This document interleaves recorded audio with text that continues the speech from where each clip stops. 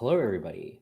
Uh, Welcome to Toolkits Live for Digital Storytelling. This is Worldbuilding through Games with Naphtali Faulkner. Before I get started, I want to acknowledge that I'm streaming in tonight from the lens of the Gadigal people of the Eora Nation.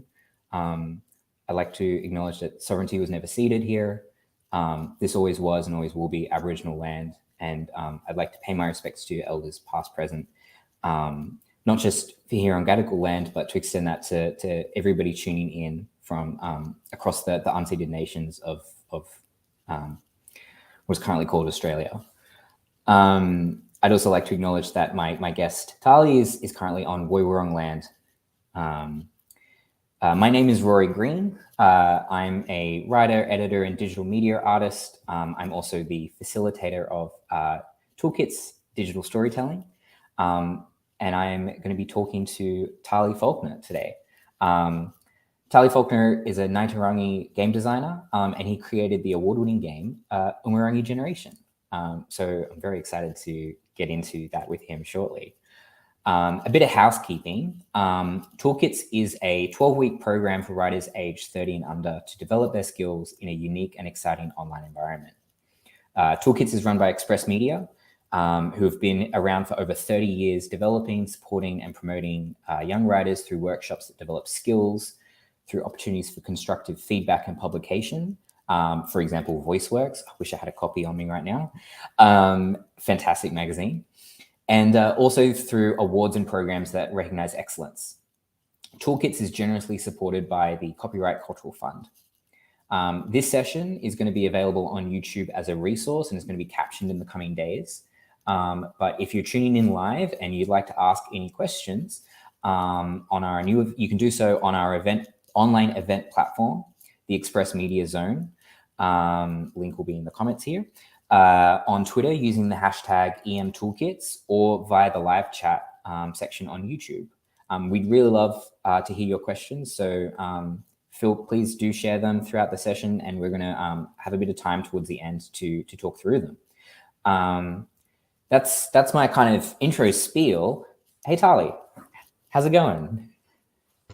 Yeah, kia ora, Rory. Yeah, it's going well. Thanks for the introduction. Yeah, no worries. Thanks so much for tuning in. I feel like a good place to maybe start this conversation would be just to kind of tell everybody a bit about your background and how you got into making games for those who are tuning in Sure. who may not be familiar with you or your work. Yeah, so as Rory said, I'm Ngai Te Rangi, which is my iwi or tribe from New Zealand, or Aotearoa as we call it. And I've lived in Australia most of my life. That's why I don't sound like I'm from New Zealand. But yeah, I sort of spent probably the majority of my life on Bundjalung country, which is up near Byron Bay. And I moved down to Melbourne very recently because if you saw on the news, there was catastrophic flooding up there. And this is a bit of a joke, but if you don't live in Sydney and you live in New South Wales, you basically don't exist to the government. So they're not going to recover your town from a natural disaster. Yeah. But yeah, my background into getting into games, I would say that I actually, you know, wanted to make games quite a lot when I was young because when we moved to Australia, my mum, who was single mum at the time, raising 7 kids, she talked with a farmer and he let her stay on a property that he owned that was an old, 100, 200-year-old house in the middle of nowhere, no internet, no running toilet, no running water. You had to use a gas stove, all that. And so we lived out there for about 2 years. And, that was where I think me and my brothers, we spent a lot of time doing creative things because there was literally nothing else to do. You go to school, everyone's got PlayStation 2, and you get out there and you have to use candles. So that's where I kind of thought about being a game designer when I was young, which is actually probably about the age of a lot of people in this program. So that would have been about year 8 or year 7, somewhere around there. And I think what actually got me into the industry, which was quite recently, was that I used to work at a university. And most people who used to work at universities do so because they got crushed at a university and now they're out of the university. And if they're very spiteful, they're trying to prove everyone wrong who crushed them at the university. But it's really just this thing of when I was working there, we were working in a Indigenous work unit, and I learnt a lot about sort of colonization and the sort of gears that turn that system and churn out people, or rather churn people through it. But yeah, that's kind of where my background comes into games, and I think something all the students in this program should probably think about is that you don't necessarily need to know a lot of the technical stuff to make games. It does help, but it is getting easier and easier as the years go on, and I think it's the kind of thing where if you do go down this path, and you give a good, I'd say 4 years of your life to just learning how it works, you'll be able to do what I do and what everyone else does in this industry, no worries. I don't think it's really a barrier to entry that it used to be, where you needed to go to university for it. You could basically start learning this at the start of high school, and by the end you could step out of high school doing it full time. That's awesome to hear, and I hope this YouTube video operates as some kind of resource for people who are getting started in games, into the future. I think thanks for the introduction and kind of context for sort of where you work before you came into making games. I feel like that's probably a good sort of segue into talking a bit about Umurangi Generation, your first game, right? Or sort of first sort of fully published game, to the world published game, which has got received a lot of well-deserved acclaim. Won the Independent Games Festival Award a couple of years ago for excellence in narrative, and that was really interesting to me because, as well as the Shamus McNally Grand Prize. Yes, the Grand Prize as well.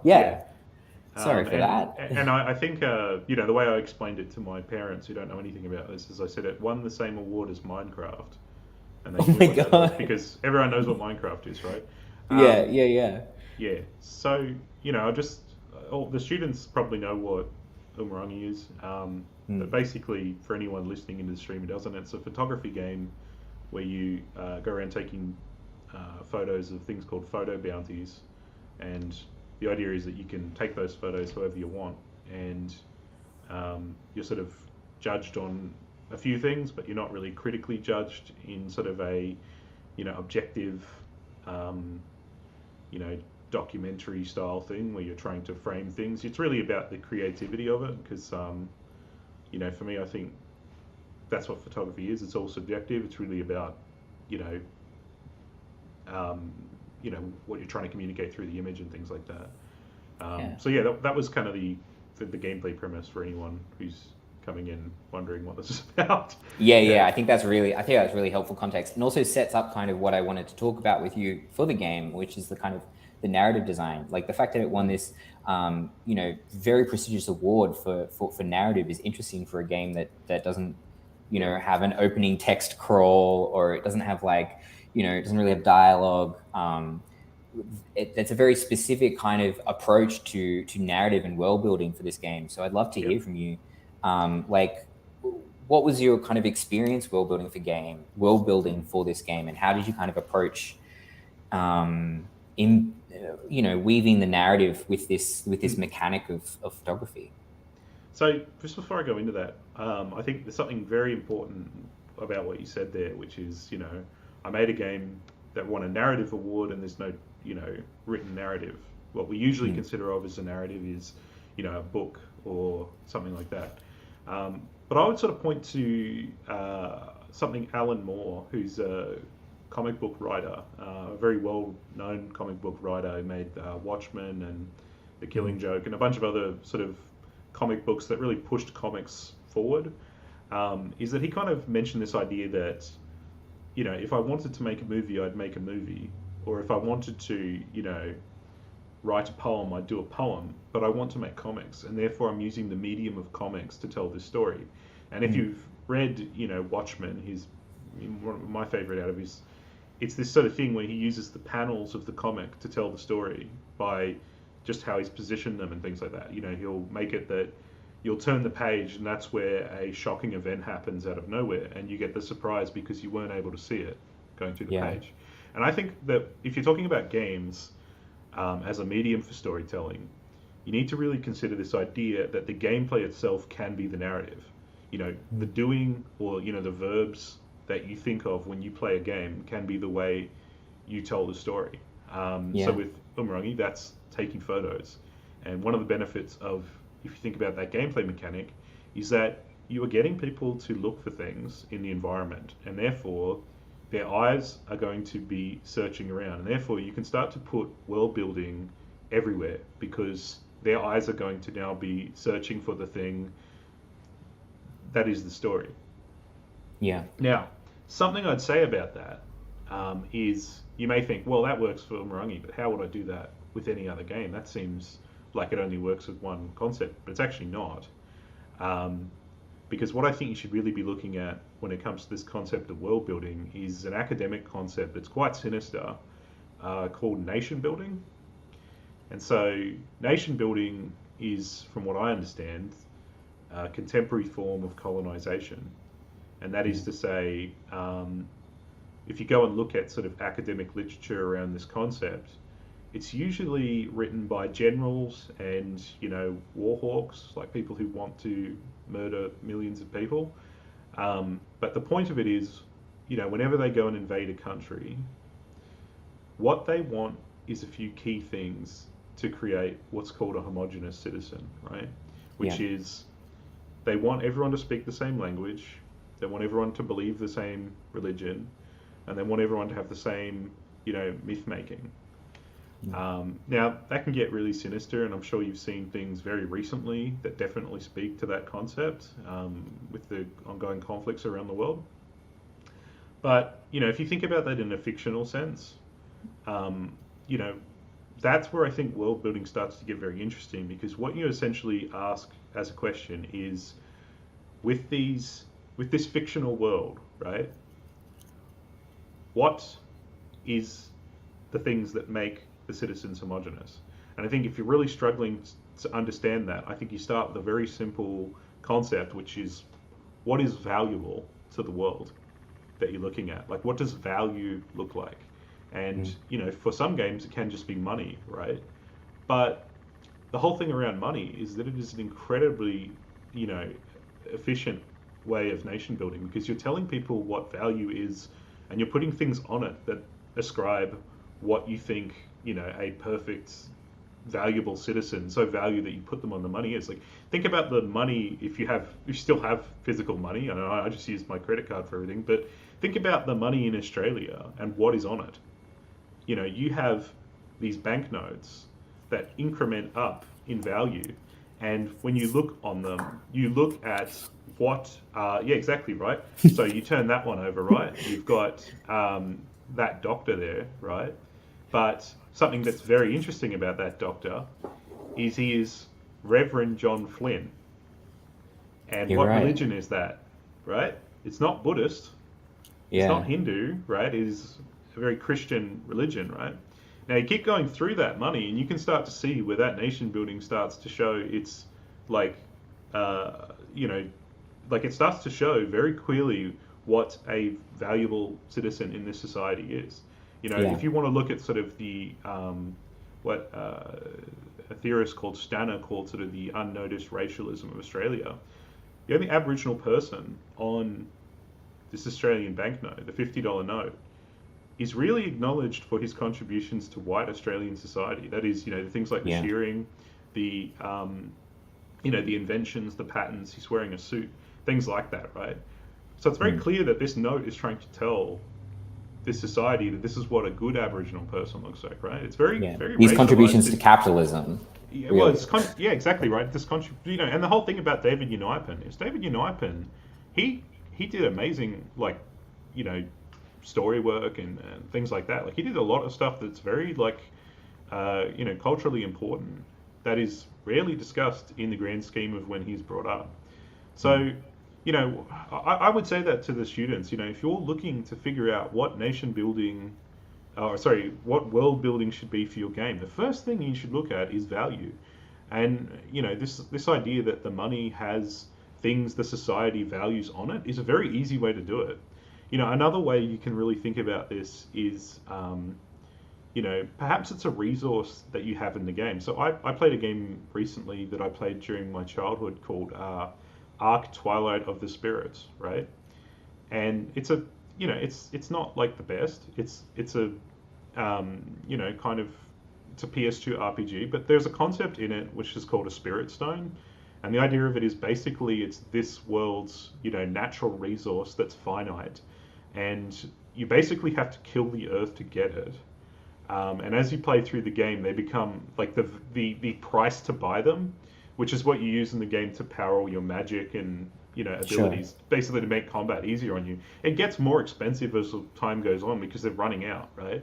And that says like miles more about that uh, that world you're living in, where there's this rat race to just destroy the earth and have this totally valuable thing. That says much more than just oh, magicians are born with it.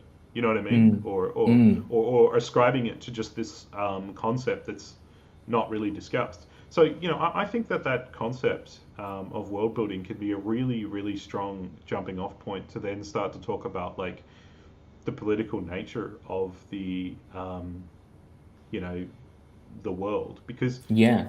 if you are a competent writer, you will eventually encounter politics, and if you're a coward, you will avoid them. But if you see this as this opportunity to now talk about this world that you want to create in this way that basically can be this, more than just fictional thing, I think it's a Mm. really strong opportunity you have there. And that's not to say every game needs to have a political subtext. There's plenty of games that are what this industry sort of, in a very academic term, calls a gameplay game. So that's things like Tetris or Yeah. Wordle or something like that, and that's totally fine. You don't have to go down that path. But if you want to do world building, you are eventually going to come across this. And I think at that point, you just need to learn about what these things actually are and how they work, and see who benefits from it. And eventually, you'll come to sort of the realization of it'll be very easy to talk about, in terms of defining, if you've defined what value is, and then you start to look at the political nature of a world, it's very easy to then define what good and bad is, because you Mm. can look at sort of how these forces operate. Yeah.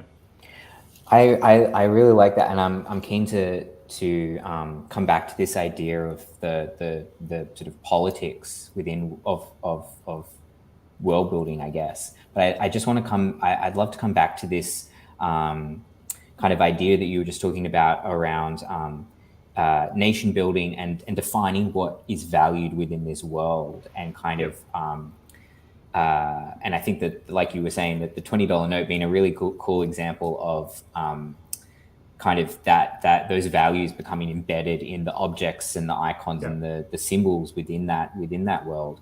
Can you talk a bit about the kind of process for Umurangi Generation?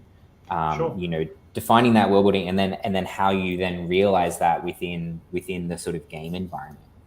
So, as a lot of people remember, 2019 happened, and so did Mm. 2020. And, we saw this, when I say worlds get political very quickly if you're doing world building, you know, if you want to know what political system you currently occupy, it's called a neoliberal political system, right? It was basically a revision that happened during the 80s that sort of,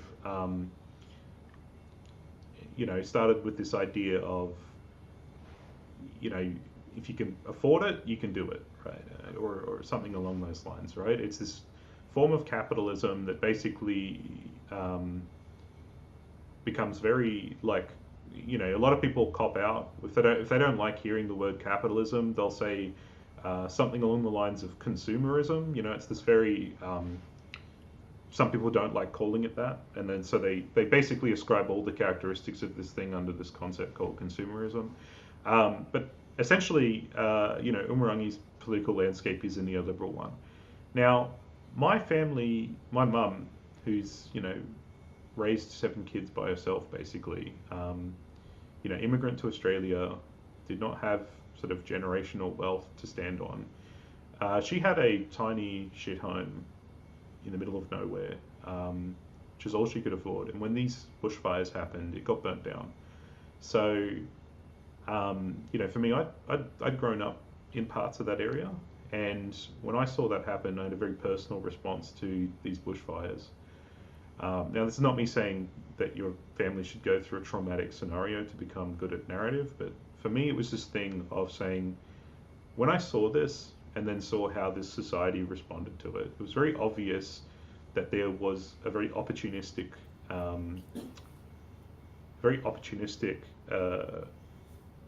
process throughout it, where lots of these companies that were basically the ones that assisted with the climate catastrophe we're going through at the moment, tried to sort of do holistic marketing to basically wash their hands of any of the guilt. It was things like Toyota or all these big companies did a fundraiser on Channel 7, and they were saying, we have raised, Toyota is giving away $70,000 to help with these victims, and then you just do the basic maths on that, and it's like, so like $200 each.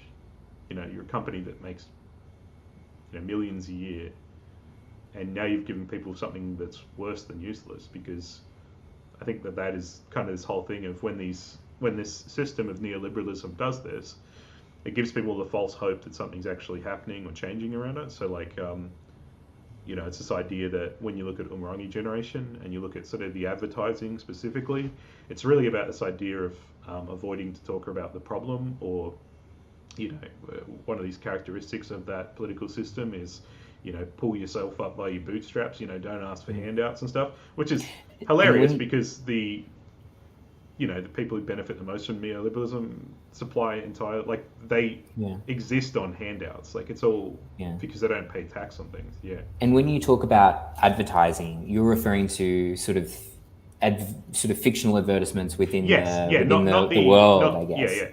Not the ads for Umurangi Generation. Which, it's more, when you look in the game and you see, a billboard with someone saying, you're tired of all the noise, just soundproof your house. It's not that there is a cataclysmic, totally avoidable thing happening that basically ends the earth. It's, you're the problem. You just need to just be a lot more, responsible for your own life. It doesn't matter if the thing that has caused your life to be destroyed has fallen on you. You need to get it off you. It's you're the fault here. And it's this thing, like, I wouldn't say my critique of neoliberalism is, the be-all and end-all critique. There's plenty of room for people to keep talking about this in games. But I think part of the response, the positive response to the game was that people had kind of seen this thing, infiltrate their lives, because you can't escape living in a society. You're there, you can't decide that you're going to go live off in the forest and plug your ears kind of thing. Eventually someone's going to come knocking around that. But I think, like, the whole thing is that people found it very therapeutic to go through Umurangi Generation and go, that's what I'm going through. Man, that does really fucking suck. And, doing a creative exercise is a good way of managing my stress around it.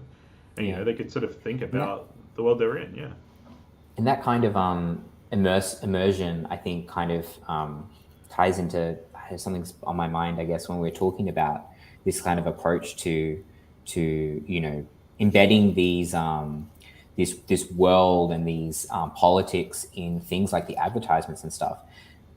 How did you come to decide, did you make a conscious decision at the start of developing the game that I'm not going to have characters who are with text bubbles talking about what's going on, or how did you come to kind of decide that the story that you wanted to tell was going to be solely through kind of what the player kind of sees in the world and finds for themselves within the world? Yeah, so I think that there's a thing I've told a lot of indies who haven't shipped a game yet to think about, which is that you actually can't afford to write. Like if okay, let me just back up a little bit.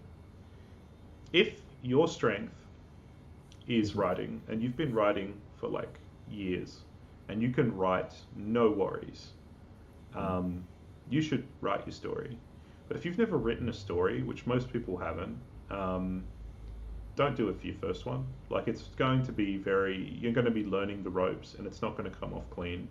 But the other thing is, if you've never done that before, it's very expensive and not attractive to publishers to do that. Like if you have a story that's written and it's, let's say, 40,000 words, go to a publisher who sees your game and they think it's pretty good. It's not the best, it's all right.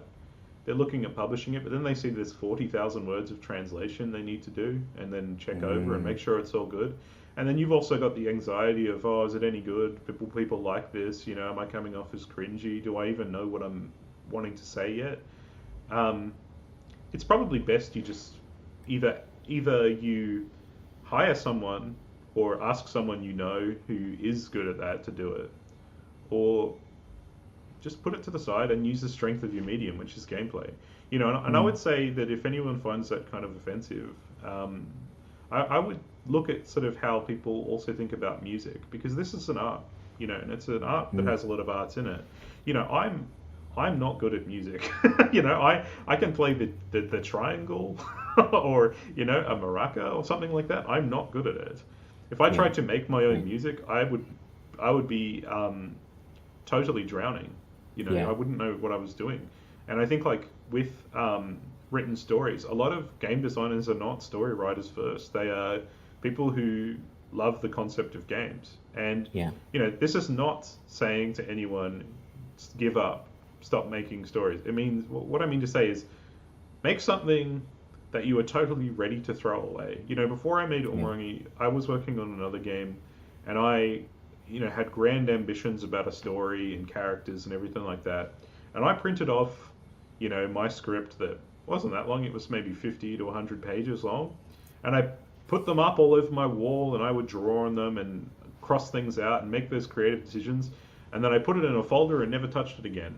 And I think that that's totally fine to do, because, you know, at the end of the day, like no creative comes out as a, you know, genius. Like no one, this concept that someone is just good by default is rubbish. You know what I mean? Like you're going to learn to be better at what you do over time. But I think through practice. But I think, you know, if you're just trying to make your first game, keep it small, keep it simple, and focus on the things that you think you can do. And I think like you know, that's not necessarily to say that you don't have to tell a story, but writing is tricky, and it's just one way of telling a story, I guess. It's one way of telling a story, but you know, you've got this whole medium now that basically is you know, like I've been thinking about this a lot recently, but it's like you have this medium where you can get people to do things. You can't do that in any other medium. You can't do that in movies. You can't do that. Well, you can kind of do it in choose your own adventure books, but not really. And then you have, you know, this new medium that's coming through now, which is VR, which you can literally get them to move their arms to do things. You know what I mean? The agency within it. You know, you're getting into this space now that is, you know, a different way of storytelling, and it's really up to you to define how that looks in the next 100 years. You know, that might sound a little bit grand or ambitious, but no one else is going to do it unless you do it, right? Like you're not. This industry does not magically evolve. You know, it takes people coming in with a direct vision of how they want it to look. Yeah. Oh God, this is great. I'm really like getting really amped up to make games after this. But let's come back to this idea of like the politics within a narrative world, and particularly in, you know, you've talked about the context behind a lot of the ideas that came through in Umurangi Generation, and I guess the translation of your personal politics in response to real world events into this like narrative world. But obviously, like the game world is not the same as the real world exactly. Like, so I'm curious, like in what ways does kind of narrative worlds need to differ from our own, and like what aspects of the real world do you feel are like the most important to bring into this kind of fictional space and what you know do with them? Well, I would say it is impossible to not be political. And the idea around that is to basically say that if you are honest about yourself as a human being, you cannot not incorporate your own politics to what you do, right? Um, Now, you may think, well, that doesn't seem right. I can definitely write something, right? That's not political. It's hard. Like, I think it's harder to not have your own political understanding of the world than it is to be some gelatinous alien blob who doesn't feel anything, right? Mm. So, you know, if you were to make a fantasy game in a fantasy setting that is just generic fantasy, um, and you know, you make the main character is a monarch, you've made a political statement about what you think about monarchs, whether you like it or not. Mm. Um, you know, you might see this as sort of like an invisible status quo, but the truth is, if you've done that, you just probably haven't had your family killed by a royal family before. Because that's the reality around a lot of this stuff. You know, if you can't see how this stuff could be interpreted by different groups, um, you really just need to understand that like there's history around all this thing, right? Like if you make a game and it's about a good king and a bad king, why is the good king your definition of good, and what do you define as like a good thing, right? And I think that's where it gets incredibly political. You know what I mean? If you said Mm. he's a good king because his family's bloodline has always been a good bloodline to the thing, you're dealing with like a eugenics question immediately. And that will lead Yeah. very quickly, if you start to think that's why he's good, that will lead to a very like fascistic understanding of, you know, people's innate superiority and things like that, right? If you like truly want to like know about this stuff, you can't stay like a centrist or a, you know, oh, I just want to hear both. You know what I mean? You Yeah, cannot you're do gonna be a that for fence long. sitter or two sides of. Eventually, you will come across a thing where you will have to decide what's good and what's bad. Mm. And, Mm. you know, that's the kind of thing where you shouldn't be scared of that. You should just embrace it. You know, like I'll bring up Alan Moore again because I find his work very inspiring for what he did to his industry, which is that he mentioned this idea that you must take a political stance. He said maybe it's a left wing one, maybe it's a right wing one, or for him it was an anarchist perspective. And the Mm. whole idea is that he wrote characters that were, um, you know, they were these characters that basically, you know, he has this character in Watchmen called Rorschach, who's basically, you know, a right wing, you know, very like I would say, what's probably the best definition of what he is. He's like a you know, hyper conservative dude, right? Mm. And Mm. it's kind of a piss take on the idea of that's what most of these superheroes are. If you go really boil down to what they believe, you know, they think it's fine to go bash up, you know, minorities and poor people and stuff because that's how you fix crime, and that's how right wingers think that you fix crime. You know, Mm. it's a critique and such an effective critique of that idea of thinking that that character has no joke been, you know, like when these right wing psychos talk about who's their favorite comic book character, they point to him and they don't realize they're being made fun of because Mm. the point of that character was to just be true to what that line of thinking would eventually lead down to.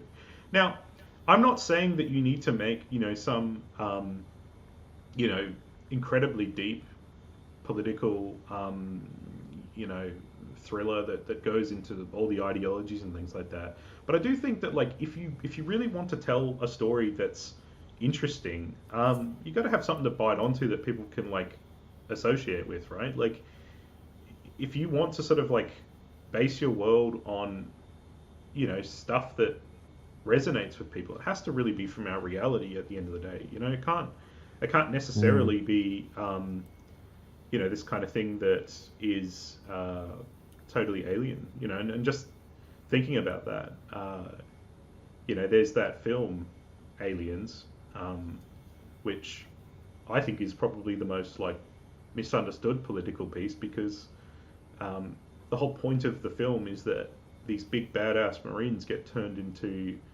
mincemeat the moment they actually encounter, this thing, right? And it's all Yeah. posturing. But then, you see all the media that's been inspired by it, and they totally don't get that. They still think, yeah, badass Marines, right? Yeah, yeah, That yeah. was Not the that fact was not that the sort point of of the movie, nature tore them to shreds, you Yeah, know? and if you hear about James Cameron talk about that film, he says, "Oh, it's all an allegory for the Vietnam War. America thought they were going to come in and just pacify these Vietnamese people into, subservience for the Southern government, and Mm, they got absolutely destroyed. They didn't yeah. win that war. Like as much as they'd like to rewrite that, oh, it was because of this. They part of it was the political nature of that entire thing. Yeah. Yeah. Um, I'd love to pick up on something you just said earlier, really quickly. Just as a reminder to everybody who's tuning in, if you've got a question, feel free to put them in the YouTube comment section. We'll touch on them at the end. But when you were just talking about having a story that people are going to want to sort of pay attention to and kind of be moved by, having parts of it sort of being able to recognize parts of their world in it, and give them something to bite onto. It makes me think about these elements of even though Umurangi Generation is in this kind of this kind of like cyberpunk futuristic setting, there are these like aspects of the real world, whether it's like the UN as an organization, or yeah. certain kinds of technology where you sort of see that, and even and knowing that it's this kind of like futuristic setting, it kind of creates this, for me, this kind of like bridging, right, between what I know in like the sort of stuff I'm seeing in my day-to-day life, and then like the kind of world that is depicted within Umurangi Generation. Is there like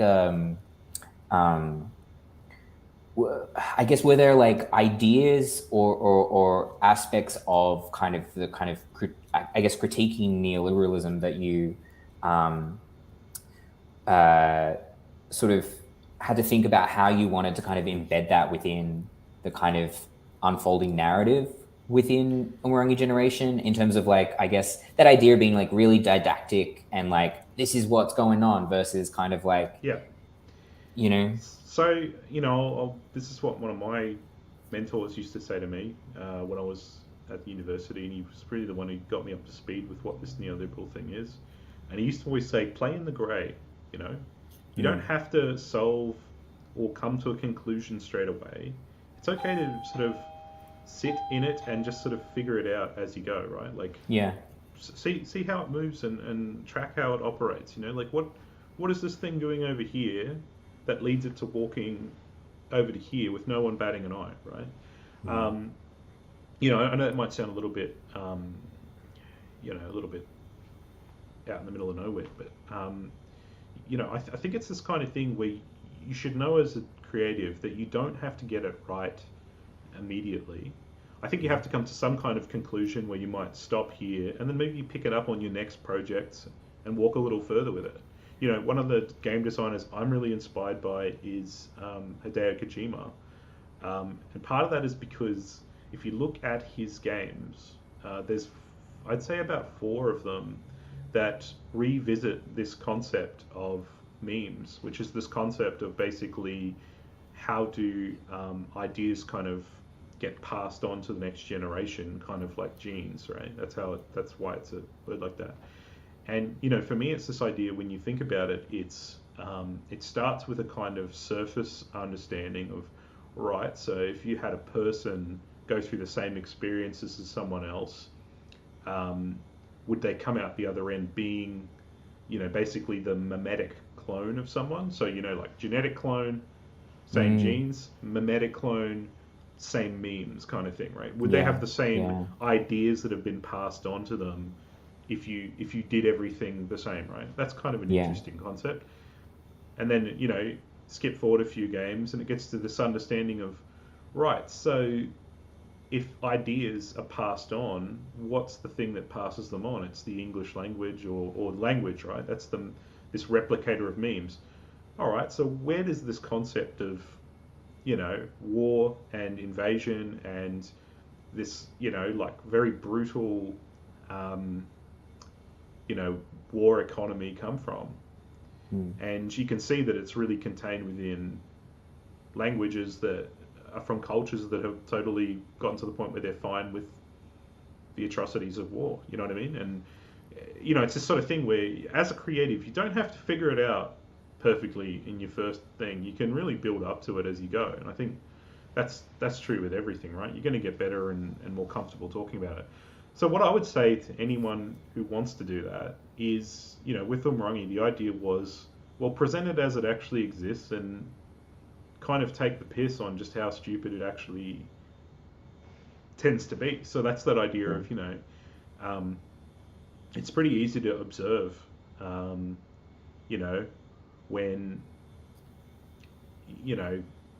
it's pretty easy to observe when ads are trying to make you feel like you're a good person for buying their product, right? Yeah, like that appeals to yeah, emotions within. Yeah, and like, that's something that you can observe in a lot of things.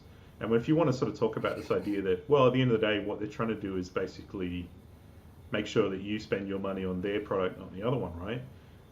You can take the piss out of that by, in Umarangi, there's a level where you can see a stock exchange, and it sort of has an ad that will blip up for a second. It says, like, have you considered investing in warheads? And I think for anyone who looks at that, what was going through my head is, why the fuck are they fuck are they be selling warheads? But it's this whole thing of the cognitive dissonance when you're in that sort of stock exchange sort of financier space, is that you don't see you don't see the violence you're doing when it's all just numbers too. You know what I mean? I think it's that whole thing where when you look at sort of those those kind of economic spaces, there's things like people saying, well, I invested my money in this company and they made back this return. And then when you go look at the company that they invested in, it's like a company that makes, a nerve gas that'll be used on, whoever they deem as, and with a zero-sum chance, it's going to be used on like children, right? So, it's that kind of thing where I think if you want to look at sort of effective world building, look at your own and see how it, like, when I say world building, I'm not saying we're looking in some matrix fiction or anything, but more like look at how your society presents itself and presents concepts to you. I'm thinking of the he's a Marxist academic called Michael Parenti, which he said, there's often the concept that people in power don't care about you. They care what you think about them. They are constantly trying to sell what they're doing to you. They're trying to tell you that you should support what they're doing. That is the whole point of it, right? And I think, like, when you look at your society, when it does that, when it's trying to position you into, like I said earlier, being a homogenous citizen in something, think about how that might look in your narrative that you're trying to build. How is your world trying to make a homogenous citizen, and what does that citizen look like? If and I think you can think about this in terms of games. We all know what NPCs are in games, right? What do your NPCs look like? That is a really interesting way of figuring out what does your world contain. I'm thinking of the Witcher 3. There is an NPC you can come across. So there's thousands of them in the capital city area, and it's just called. They just have a little name above their head, because every NPC does. Like farmer or shop merchant. Shady individual. That's what his one says. And it's this very effective way of basically telling you where you are and what world you're in, right? You're in an area where there's lots of, like, shady individuals, right? It doesn't have to be rocket science. You don't have to say, it's all that. You can really, I think, just start to nail down what does your world have as its, stock standard homogenous citizen. And then I think if you're telling a story, what you should do is really explore what are sort of the people who exist in orbit of that. Who are the people who resist that kind of thing? Who are the people who, benefit from that sort of thing? Who are the people who are, enforcing it. When you start to think about that, like if you've got a society of homogenous citizens, there's eventually going to be a police force of some kind. It might be you're in a fantasy game and it's knights, or it might be in a futuristic game and they're, robot security guards. But even then, start to think, what are these robots we're looking at the moment? What is the sort of underlying nature of how they're going to be like structured and organized, right? That can be the same for your political world you're going to build in your narrative, right? And I think every little time that you think about that and just think about, ooh, what if it was like this, or tweak it like that, you can play in that space and really make something that is, going to be special to someone, because it is going to be, progressing things on and making them think about things, and like as I said, there's a bit of a process to it, but like it's okay to just figure it out as you go and exist in the grey with it, right? Like you don't have to, you don't have to have the cross and stake that stabs the vampire in the heart straight away. You've got to build up to that, and that's fine. Yeah, cool. I think what stands out to me from what you were saying there, I was thinking about that that warhead example in Umurangi Generation, and to me, what's interesting about that aspect of kind of world building, I guess, is like, or the humor of it, right? The kind of satire, like it's our world, like I guess like the way it's embedded within the game, there is an element of like it feeling a bit sort of amped up or heightened, but in doing so, it kind of is prompting that like slightly silliness is like prompting you to think about where it is coming from, like what's the real world equivalent or connection for this, and you kind of realize, oh shit, it's actually not, we aren't far off that level of I think all that stuff comes down terror. to what genre have you picked that you like. There's a term, Manipian satire, which is that idea that you take dark concepts and you laugh at them, right? Like Jojo Rabbit, that film by Taika Waititi is a Manipian satire, because it's that idea of you're taking this totally fucked up concept, which is relevant today, right? Young guys getting basically seduced by fascism, right? And you're taking the absolute piss out of it, right? And it's funny, but it's also a very dark concept that you can think about in a way that I think really, can resonate with a lot of people. Yeah. There's a lot of different techniques here, and I'm excited for I hope the participants and the people watching in feel like, motivated to explore a lot of these in the games that they're making. Just another quick plug, if you've got a question and you're listening in, you can type it into the YouTube chat. We'll be able to see it, and Tyler will be able to answer it for you. I'd like to quickly kind of, I guess, step back from the sort of discussion about narrative design and world building, Tyler, to kind of talk more about the games industry, and to kind of, I'd love to hear kind of your experiences kind of with the games industry, maybe like as you were developing Umurangi Generation, and how's that changed in the kind of time since you've released the game, and it's now kind of obviously got a lot of acclaim and hopefully commercial success for you. Well, like I would say, for me, I was really optimistic coming in, because like for me, I was, I was like into games, and I'm, did a lot of that stuff, and I think, it's optimism then followed by like the jaded, like, oh man, this is fucked. I think part of that was like something I've noticed over the few years I've been here, is that I think gamers just as a group, lack a literacy of how games are made,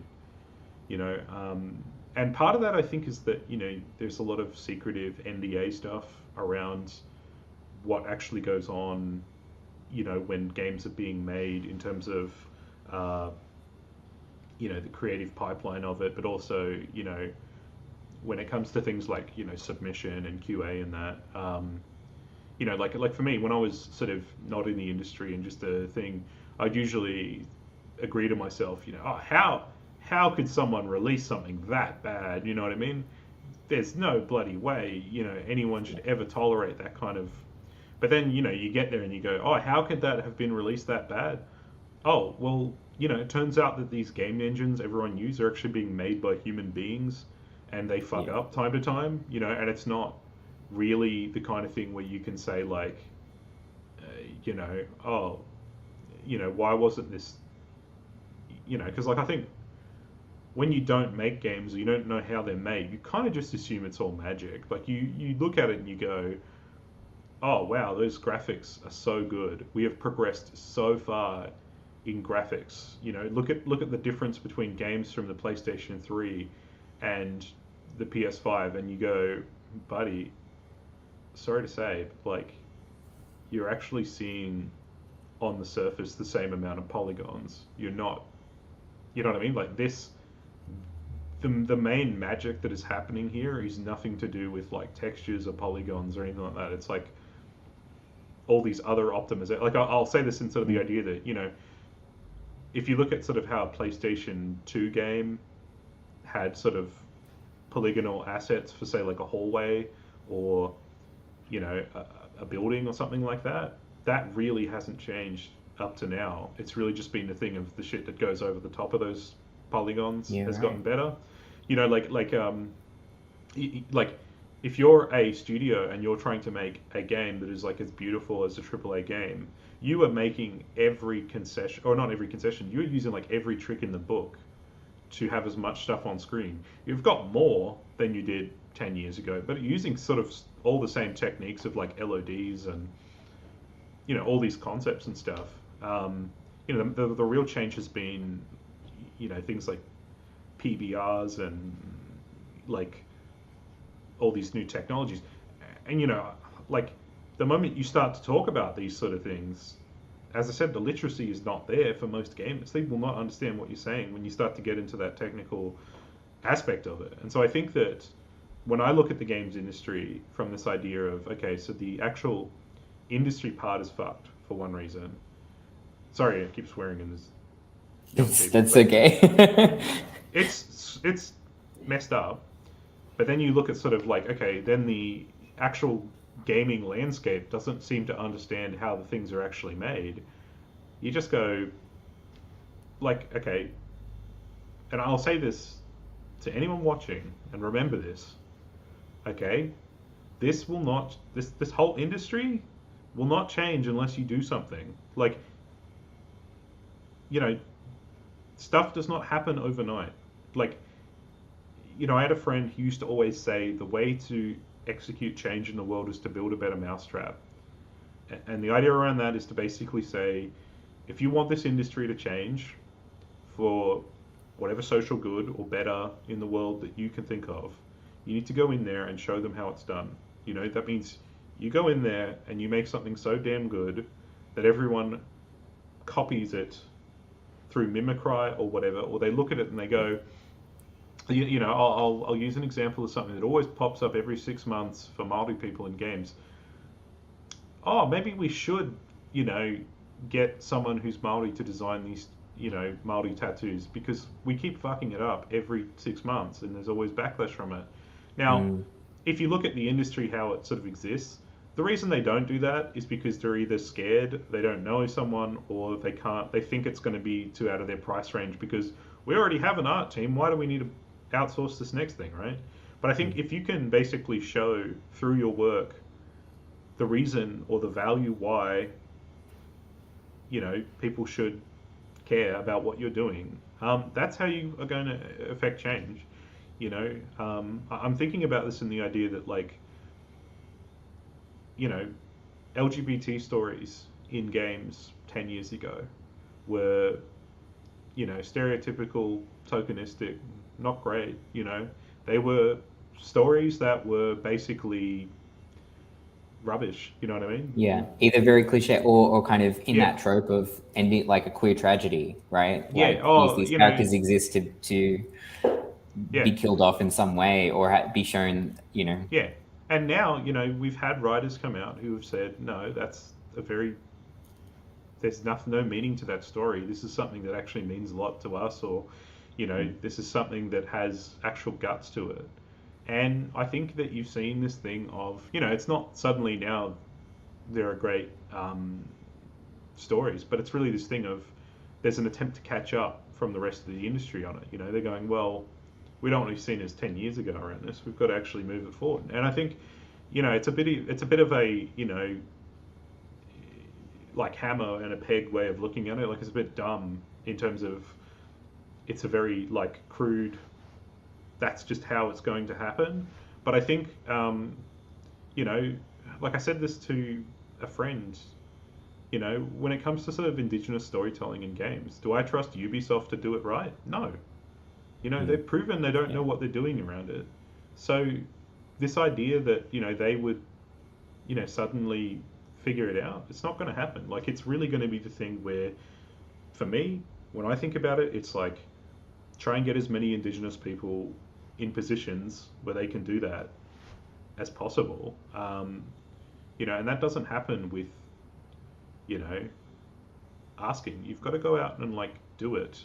Yeah. In a sense that like I feel, you know, this is a discussion that's like I'm not blaming anyone for saying that, yeah, well, you know, go and make your own games kind of thing. More the idea of saying that like you've got this opportunity now where this industry is still in its infancy, and you can join it. There's not really any barriers. Well, definitely not as much as there used to be. You know, the big barrier used to be, like you said at the top, you know, university education and not. Well, the big barrier used to be financial. You know, it used to be this kind of thing where if you were a game developer and you wanted to make games, sorry, you're going to need to buy a dev kit, and that's going to cost you $40,000, which no one has. But now, you know, with indie games, it's this kind of thing where the dev kit prices have come down, but also you can make games on your computer and put them out on itch or Steam.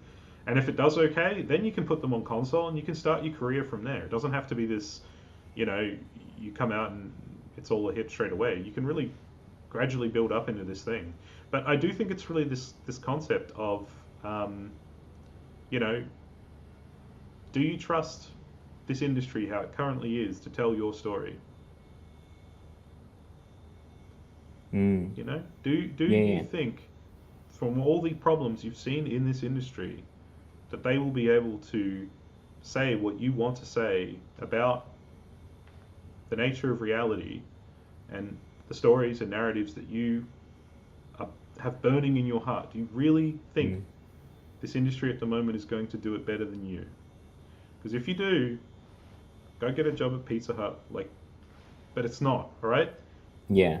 You need to come in and do it, okay? Because no one's going to be able to tell that story better than you. I love that. Wow. I was going to say we've got, you know, we've kind of got only a couple minutes left, and I had one last question, but you've I feel like nailed it already. I guess if there's any other like advice that you'd be interested in giving to emerging writers, creatives who are interested in world building, is there anything you want to share? I'm going to say something for any game developer who wants to know what's the best place to start in making a game. And I've thought about this question a lot. Yep. If you want to consider yourself an indie game designer and you don't know how to get to the point where you can make a game, go and make Tetris. Because Tetris will teach you everything you need to know about game development, and it is a finite development. You know what Tetris looks like when it's finished. Go off and make that. It'll take you, you know, if you're a quick learner, it might take you a month. If you're a slow learner, it might take you 6 months. But it's the kind of thing where you'll learn everything you would possibly ever need to make your dream game come true, okay? And it's the kind of thing where you won't get stuck in the mud thinking about, oh, how am I going to finish it? What's enough features? Will people like it? It's Tetris. Go and make Tetris, you know? It is a thing where if you can do that, you can make literally anything because you have figured out things like instantiation and moving shit on screen and, you know, like how to make something look pretty and all those sort of things. And if you can do that, you can come up to me and say, I'm an indie game developer. I will consider you among our ranks of people who have made a game, okay? But if you have not done that, if you haven't actually gone to the end and you've put something out there for people to see, you are an aspiring game developer, and I respect that. But if you want to be an indie game developer, finish your games. I love that. Great note to end on, I think. Thanks so much, Tali, for your time, your experience, your expertise, to bring it to Toolkit's community. Thanks for everybody who's been tuning in and chatting to us through the YouTube chat. I just want to remind you all that this session is going to be available on YouTube as an ongoing resource, and it's going to be captioned in the coming days. So if you want to revisit tonight's conversation, you can do so. This is not the last Toolkits Live session for digital storytelling, or even for this week. Tomorrow, on Wednesday, the 20th of June, I'm going to be sitting down with Vidya Rajan for a session called Being Normal Online, Experimenting with Digital Absurdism. It's going to be so good. It's going to be here on Express Media's YouTube. So come around this time tomorrow. And again, thanks so much, Tali, for your time. All the best. I look forward to catching up with you soon.